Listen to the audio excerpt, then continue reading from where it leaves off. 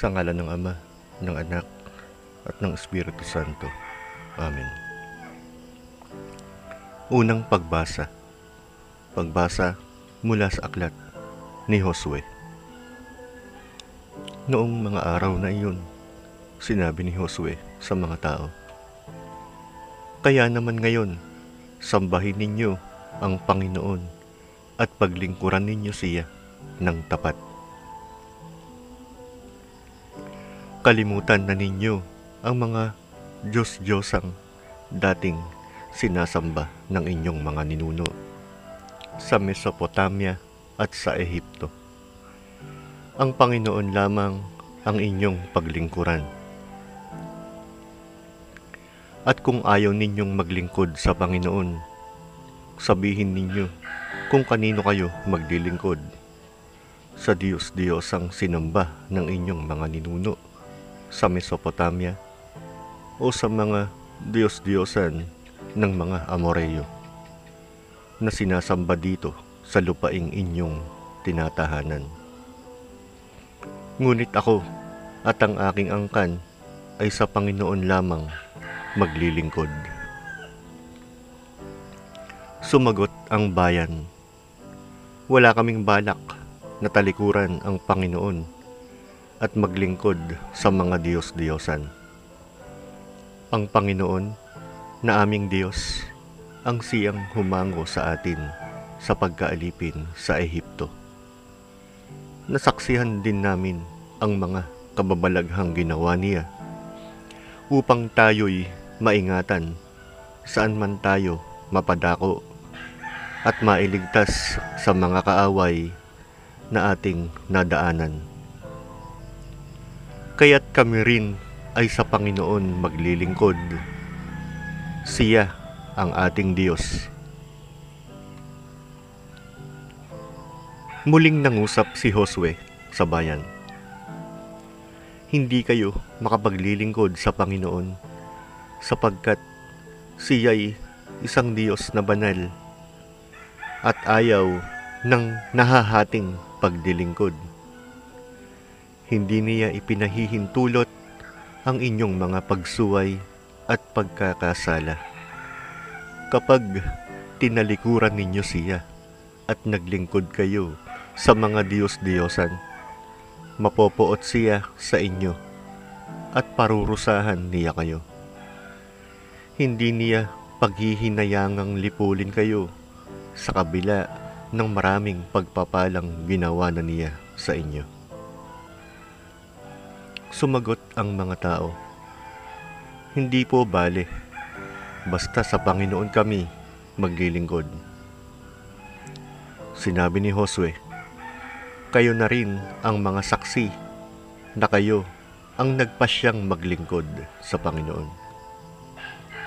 Sumagot naman sila, "Opo, saksi kami." Sinabi uli ni Josue, "Kung gayon, itapon ninyo ang mga Diyos-Diyosang iniingatan pa ninyo. Manumpa kayo sa Panginoon, sa Diyos ng Israel." Sumagot uli ang mga tao, "Ang Panginoon ang aming Diyos. Siya ang aming paglilingkuran. Susundin namin ang kanyang mga utos." Gumawa si Josue ng kasunduan para tuparin ng mga tao. Doon sa Siquem, kanyang binigyan sila ng mga batas at alituntunin. Isinulat ni Josue ang mga batas na ito sa aklat ng kautusan ng Diyos. Kumuha siya ng isang malaking bato. Itinayo sa lilim ng puno ng roble sa banal na lugar ng Panginoon. At sinabi niya sa lahat, "Tignan ninyo ang batong ito. Ito ang ating saksi. Narinig nito ang lahat ng sinabi sa atin ng Panginoon. Ito rin ang magiging saksi laban sa inyo kapag kayo'y tumalikod sa Diyos." Pagkatapos Pinaalis na ni Josue ang mga tao at umuwi sila sa kani-kanilang lupain. Hindi nagtagal at namatay si Josue na anak ni Nun at lingkod ng Panginoon sa gulang na 110 taon. Ang salita ng Diyos. Salamat sa Diyos. Salmong tugunan ang atin pong itutugon. Diyos ko, aking kapalaray, manahin ang iyong buhay. O Diyos, ako'y ingatan mo. Ingatan ang iyong lingkod.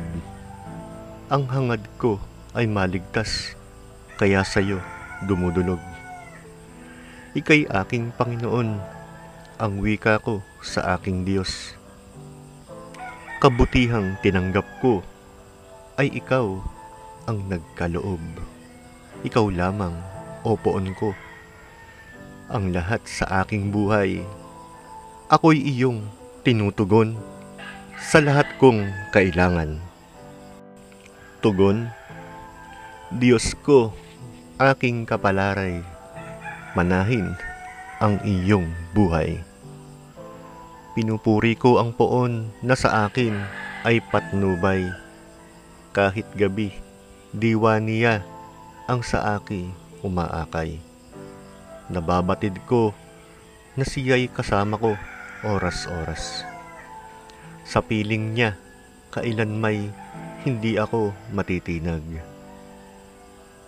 Diyos ko, aking kapalaray, manahin ang iyong buhay. Ituturo mo ang landas na buhay ang hahantungan. Sa piling mo'y madarama ang lubos na kagalangan. Ang tulong mo'y nagdudulot ng ligayang walang hanggan. Diyos ko, aking kapalaray, manahin ang iyong buhay. Alleluia! Alleluia! Alleluia! Papuri sa Diyos Ama, pagkat ipinahayag niya, hari siya ng mga aba. Alleluia! Alleluia! Ang mabuting balita ng Panginoon ayon kay San Mateo. Noong panahong iyon, may nagdala ng mga bata kay Jesus upang hilinging ipatong niya sa mga ito ang kanyang kamay at ipanalangin. Ngunit pinagwikaan sila ng mga alagad. Datapwat sinabi ni Jesus, hayaan ninyong lumapit sa akin ang mga bata. Huwag ninyo silang hadlangan, sapagkat sa mga katulad nila, naghahari ang Diyos. Ipinatong niya sa kanila ang kanyang kamay, saka umalis. Ang mabuting balita ng Panginoon. Pinupuri ka namin, Panginoong Hesukristo. Sa ngalan ng Ama, ng Anak, at ng Espiritu Santo. Amen.